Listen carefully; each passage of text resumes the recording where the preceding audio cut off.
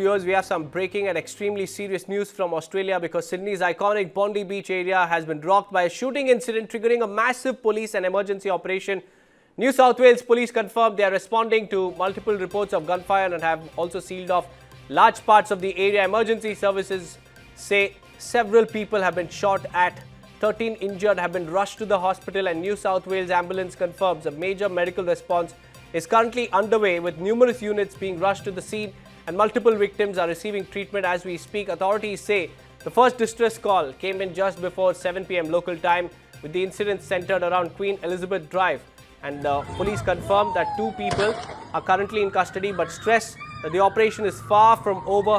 The public has been warned in the strongest terms to avoid Bondi Beach and surrounding areas, with officers asking those nearby to take shelter and strictly follow police directions. Prime Minister Anthony Albanese has described the scenes as shocking and distressing, saying police and emergency services are working to save lives. He urged people to rely only on official updates and avoid to pay heed to any rumors that surfaces on social media because more information is yet to be confirmed. The situation remains fast moving, with officials expected to provide more confirmed details very shortly. And this is the firefighting operation that was witnessed. In fact, a gun battle emerged between the suspects and the police over there, and what we understand is that the entire area has been cordoned off. The injured have been rushed to the nearest hospital. New South Wales ambulances have confirmed that multiple people have been rushed to medical departments for immediate treatment, and several of them have been shot at. And these are the scenes that are unfolding in Sydney. And what we understand is that Prime Minister Anthony Albanese has said that people must stay safe and they must avoid paying attention to any rumors that surface on social media, because 2 people have now been taken into custody, but further investigation is currently underway as the shooting unfolded in Sydney's New South Wales jurisdiction, and it happened near the Bondi Beach. And the scenes are really shocking and distressing because police and emergency responders are on the ground to save lives. And the Prime Minister of Australia said, and I quote, "My thoughts are with every person affected. I have spoken to the AFP Commissioner and also the New South Wales Premier. We are working with New South Wales Police and will provide further updates as more information is confirmed." And he has also urged people in the vicinity to follow information from the New South Wales Police.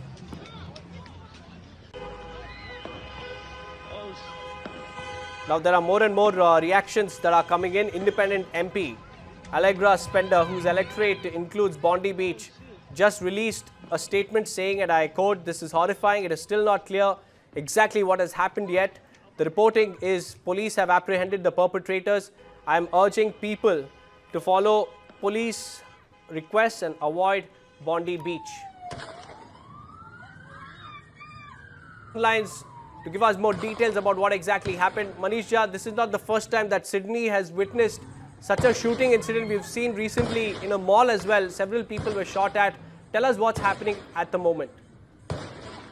देखिए, ये साफ तौर पर दिख रहा है कि आज की जो घटना है वो न केवल एंटी इजरायली सेंटिमेंट्स को रिफ्लेक्ट करती है, बल्कि ये भी बता रहा है कि किस तरीके से इजरायल और गाजा के बीच हुए सीज फायर के बाद भी यहूदियों के प्रति, खास करके उन देशों में जिसे इजरायल अपना मित्र देश समझता था, जो इजरायल के समर्थन करने वाले देश थे, वहां पर इस तरह की घटना घट रही है। और खासकर सिडनी में बॉन्डी बीच पर हुई इस घटना को देखिए तो इसे एक तरह से आप कह सकते हैं कि 7 अक्टूबर 2023 को जब इजरायल में हमास का हमला हुआ, जब 1200 लोग मारे गए, उस वक्त भी इसी तरह फेस्टिवल चल रहा था। नेवा फेस्टिवल में उस वक्त अटैक हुआ और 1200 लोगों की मौत हुई, 300 से अधिक लोगों को किडनैप किया गया और फिर इजरायल और गाजा के बीच वो जंग पूरी दुनिया ने देखी। इस बार भी लगभग अगर आप देखें तो कम से कम मॉडस ऑपरेंडी वही है, उसी स्टाइल में अटैक किया जा रहा है कि 2 हमलावर आते हैं काले कपड़े पहनकर और अंधाधुंध फायरिंग करते हैं। द विटनेस का कहना यह है कि 50 से अधिक, जो 50 राउंड से अधिक उन्होंने गोलीबारी देखी है और अभी तक हालांकि पुलिस ने आइडेंटिटी डिस्क्लोज नहीं की है जो सस्पेक्ट है उसे लेकर, और एक बार आइडेंटिटी डिस्क्लोज होने के बाद पता चलेगा कि क्या ये लोन वुल्फ वाला मामला था या आइडियोलॉजिकली ये इंस्पायर्ड थे या फिर किसी टेरर ऑर्गेनाइजेशन से इनका कोई लिंक होता है, क्योंकि जिस तरीके से ब्लैक ड्रेस में है, क्या ये कहीं आईएसआई से संबंधित थे या फिर अगर आप कह सकते हैं कि यहूदियों के खिलाफ जो एक सेंटिमेंट वेस्टर्न कंट्री में दिखाई देता है उससे प्रभावित होकर और इस तरह की मास शूटिंग हुई है। इसमें कोई दो राय नहीं कि इस वक्त जो पुलिस की तरफ से ऑफिशियल इंफॉर्मेशन दी जा रही है एक डेवलपिंग स्टोरी है जिसके बारे में हम लगातार अपने न्यूज 9 के दर्शकों को बता रहे हैं। लेकिन हाँ, अभी ऑपरेशन जारी है और पूछताछ चल रही है। आइडेंटिटी डिस्क्लोज होने के बाद बहुत कुछ पता चलेगा। लेकिन ऑस्ट्रेलिया के प्रधानमंत्री ने भी इस बात पर अपील की है लोगों से कि वो अभी फिलहाल उस घटना स्थल की तरफ लोग जाने से बचे, क्योंकि अभी वो एक एक्टिव शूटिंग जोन है और ऐसे में हो सकता है कि और भी हमलावर हो सकते हैं, क्योंकि अभी पुलिस ने उस पूरे एरिया को कॉर्डन अप किया है और पुलिस ने अब तक नहीं बताया है कि क्या ये मामला पूरी तरह से अंडर कंट्रोल आ चुका है। जी मनीष जी, ये भी बताइए कितने बजे शुरू हुआ ये शूटिंग और अभी तक कितने लोग घायल है और सिचुएशन क्या है ग्राउंड जीरो पे, क्योंकि एम्बुलेंस के टीम न्यू साउथ वेल्स की टीम ये बता रही है कि बहुत सारे ऐसे शख्स को इंजर्ड शख्स को वो हॉस्पिटल ले जा रहे हैं और बहुत ज़्यादा कैजुअलिटीज भी हो सकता है। जी बिल्कुल, यही बात मैं कह रहा था आपसे कि अभी जानकारी के मुताबिक 10 लोगों के मारे जाने की बात आई है, लेकिन ये कैजुअलिटी काफी अधिक हो सकती है, क्योंकि इसमें जिस तरह की फायरिंग हुई थी उस अंधाधुंध फायरिंग में ये कैजुअलिटी के बढ़ने की बात आ रही है। पुलिस की तरफ से भी एडमिनिस्ट्रेशन और यहाँ तक कि ऑस्ट्रेलियाई प्राइम मिनिस्टर की तरफ से भी यही कहा गया है कि वहाँ पर रेस्क्यू टीम मौजूद है और पुलिस के टीम मौजूद है जो कि पूरे इलाके को कॉर्डन अप करके वहाँ पर अभी ये इट्स ऑनगोइंग ऑपरेशन। सो ऐसी कंडीशन में अगर आप कह सकते हैं कि कैजुअलिटी काफी बढ़ सकती है। जो जिन घायलों को अस्पताल ले जाया गया है, अब ये डिपेंड करता है कि उन्हें गोली कहाँ लगी, किस तरह वो इंजर्ड हुए हैं और वो कितने सीरियस हैं। सर जुड़े रहिए, क्योंकि इजराइल के प्रेसिडेंट ने बोला है ये वाइल्ड टेरर अटैक है ऑन जूज। इजराइल ने president has also said that our brothers and sisters have been attacked and gunshots have been reported at Bondi Beach in Sydney, viewers, and now Israeli president has expressed shock over the incident. Manish ji, अभी Israel से भी एक reaction आ चुका है, उस reaction को सुनते हैं, उसके बाद मैं फिर आपके पास आता हूं। In these very moments, our sisters and brothers in Sydney, Australia, have been attacked by vile terrorists in a very cruel attack on Jews who went to light the first candle of Hanukkah on Bondi Beach. Our heart goes out to them. Our heart misses a beat. The entire nation of Israel misses a beat in this very moment as we pray for the recovery of the wounded. We pray for them and we pray for those who've lost their lives. We send our warmest strength from here, from Jerusalem, and we repeat our alert time and again to the Australian government to seek action and fight against the enormous wave of anti-Semitism which is plaguing Australian society. Let's hope for better news, and we hope to see them all healing and here. Viewers, there you heard it. The Israeli president clearly said that this is an incident of anti-Semitism, which is a targeted attack against Jews. Manish ji, आपने भी सुना Israeli president ने क्या बताया अभी तक। उन्होंने बोला कि ये एंटी-सेमिटिज्म मूवमेंट के पार्टी है, जिसके दौरान बहुत सारे जूस के खिलाफ फायरिंग भी हुआ है। जी हाँ, बिल्कुल। देखिए, यही सबसे बड़ी बात है और सबसे चिंताजनक बात है कि ये हमला इजराइल में नहीं हुआ है, ये हमला ऑस्ट्रेलिया में हुआ। ये हमला सिडनी के बॉन्डी बीच पर हुआ, जहां पर इजरायली अपना फेस्टिवल मना रहे थे, ठीक वैसा ही जैसे इजराइल में हुआ था। तो ऐसी स्थिति में इसमें कोई दो राय नहीं कि एक आतंकी घटना है, लेकिन बहुत हद तक पता चलेगा कि जो सस्पेक्ट है जिसे पुलिस ने भी डिटेन किया है उसकी आइडेंटिटी क्या है। अगर मान लीजिए वो ऑस्ट्रेलियन सिटीजन है और अगर उसका ताल्लुक किसी ISIS या किसी दूसरे टेरर ऑर्गेनाइजेशन से नहीं है, तो ये ज्यादा और चिंता वाली बात है कि इसका मतलब है कि अमेरिका हो, ऑस्ट्रेलिया हो, यूरोप हो, कहीं पर भी यहूदी अपने आप को अब अधिक सुरक्षित महसूस नहीं करते हैं। और बीते 2-3 साल की जो लड़ाई हुई इजराइल की गाजा में, उसने एक अलग किस्म का मैसेज पूरी दुनिया में कन्वे किया है और जिसमें बहुत हद तक यहूदियों के प्रति जो नफरत की भावना, घृणा की भावना, जिसे इजरायली प्रेसिडेंट ने एंटी सेमाइटिज्म के तौर पर यहाँ पर इंगित किया है। लेकिन सबसे बड़ी बात यह है कि इस पूरे एपिसोड के दरमियान जिस तरीके से दो व्यक्ति आकर और अंधाधुंध फायरिंग करते हैं उन लोगों पर जो फेस्टिवल में थे, इसका मतलब यह है कि इजराइल में जो एक्शन हो रहा उसका उसकी कीमत वो लोग चुका रहे हैं जो केवल यहूदी हैं और किसी और मुल्क में रहते हैं। तो ये सबसे अधिक कंसर्न की बात है। देखिए, आप कह सकते हैं कि इजराइल के अलावा अगर इस पूरी दुनिया में भारत अकेला ऐसा देश है जहां पर बीते 3 साल में या फिर कहें कि सैकड़ों साल के इतिहास में आपको एंटी सेमेटिज्म की घटना नहीं देखने को मिलती है।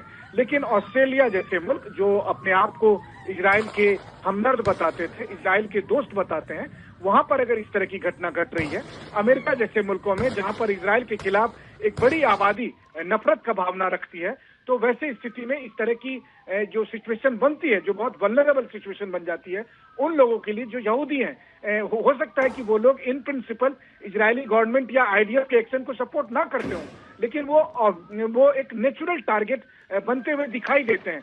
बहुत हद तक यहाँ पर तय होगा कि वो जो दोनों सस्पेक्ट है, क्या उसकी आइडेंटिटी क्या है। अगर वो ऑस्ट्रेलियन निकलते हैं, अगर वो वेस्टर्न कंट्री के निकलते हैं, अगर उनका ताल्लुक हमास से या किसी टेरर आउटफिट से नहीं निकलता है, तो ये फिर ज्यादा खतरे की बात आती है।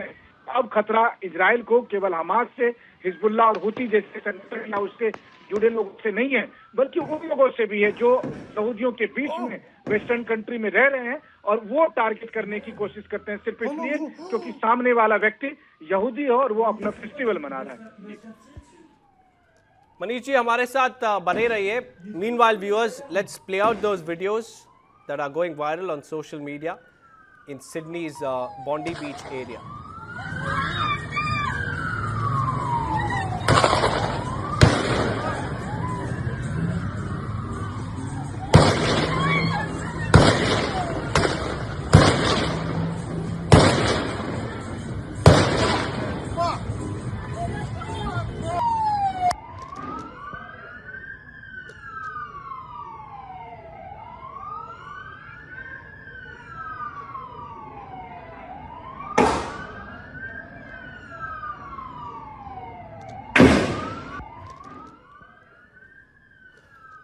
Viewers, these were the scenes that were unfolding in the Bondi Beach area where Jews were allegedly shot at.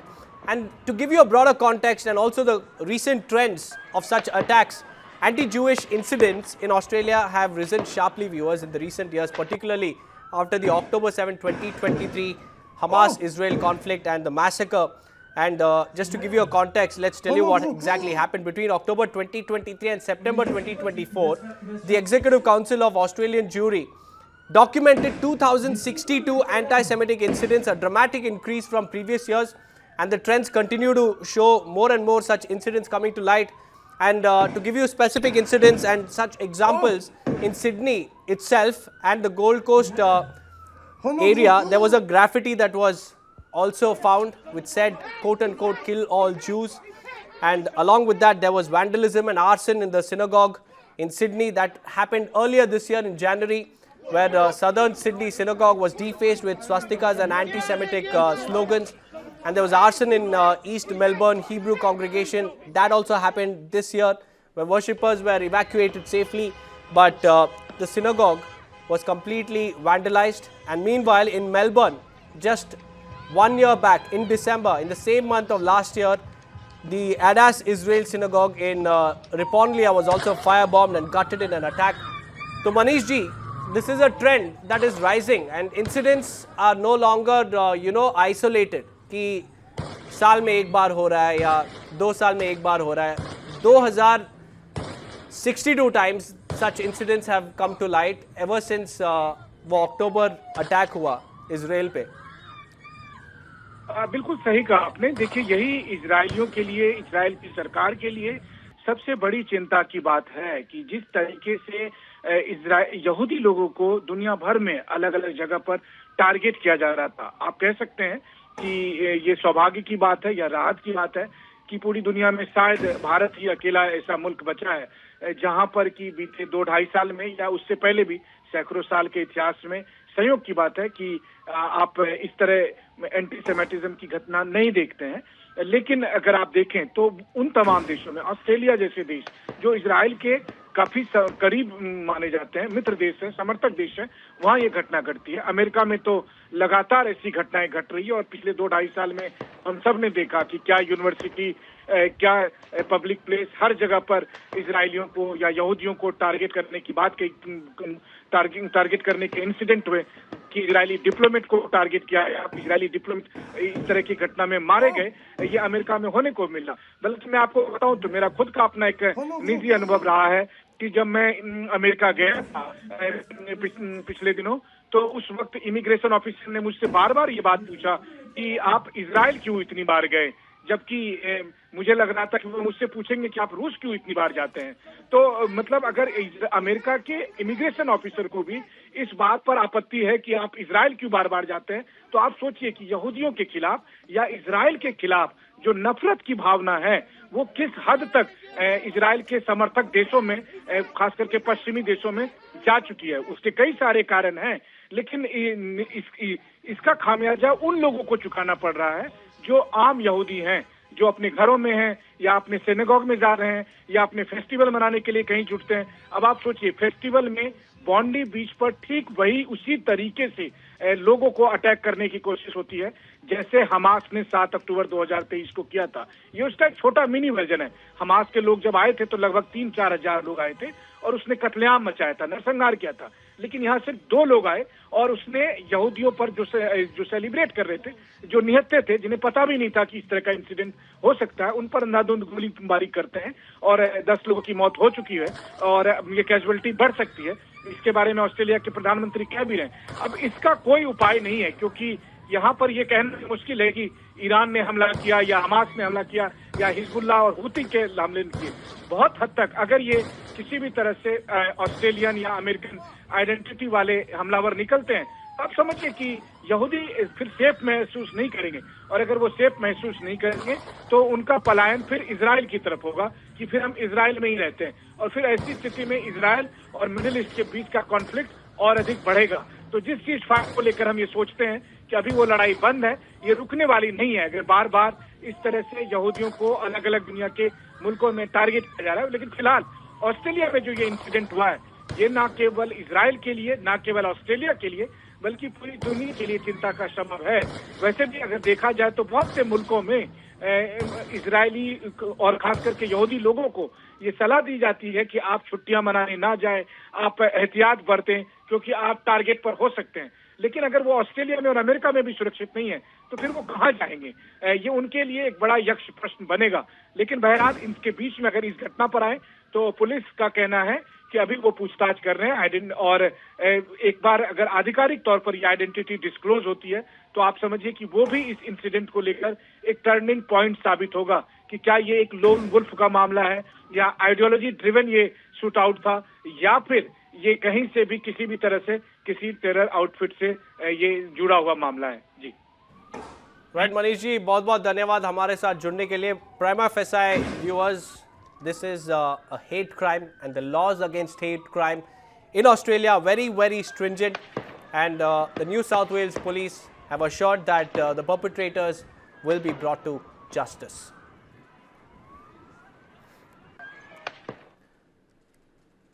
Meanwhile, viewers, there was also campus shooting that took place at Brown University during a reunification process, and what we understand is that 2 people were killed and 9 others were critically wounded at a shooting incident that happened yesterday at Brown University, the prestigious Ivy League school in Rhode Island. The mayor of the Providence has confirmed the casualties, and the Brown campus remained in lockdown hours after a suspect with a firearm entered a building where students were taking exams. Mayor Brett Smiley said that the police were still searching for the shooter who struck at Brown's Barris and Hawley Engineering building where exams were taking place at the time of the incident. And officials have also said that the police were looking for a male dressed in black. And even in the recent incident that we told you about in Australia too, the 2 suspects who have been arrested, they were also dressed in black. But however, putting our focus back on the Brown University incident, Smiley said Officials could not yet disclose details about the victims, including whether they were students or whether they were faculty members. However, the FBI and other US federal officials are on the scene and they're investigating the matter. Officials have said that there were no suspects in police custody. Meanwhile, US President Donald Trump has also said that he'd been briefed on the situation, which he called very, very terrible.